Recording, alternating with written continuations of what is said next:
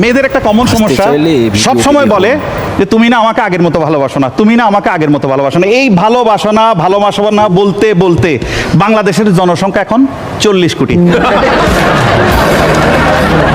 এই যে বাংলাদেশে এত জনসংখ্যা বাড়ছে, তার 50%-এর বেশি জনসংখ্যা বাড়ছে খালি একটা কথার উপর বেস করে। কথাটা কি জানেন? কি সেটা ভাই? বিশ্বাস করো, কিচ্ছু হবে না।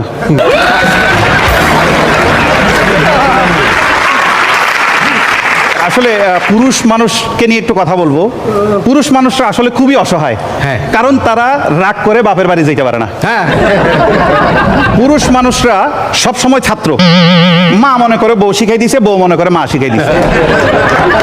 ছোটবেলা মা বলে বাবু তুমি কিচ্ছু বোঝো না, বড় হওয়ার পর বউ বলে তুমি কিচ্ছু বোঝো না, এখন বাচ্চা কাচ্চারা বলে বাবা তুমি কিচ্ছু বোঝো না। পুরুষ মানুষ তো এটাও বোঝে না যে তার বোঝার ঠিক বয়সটা কখন।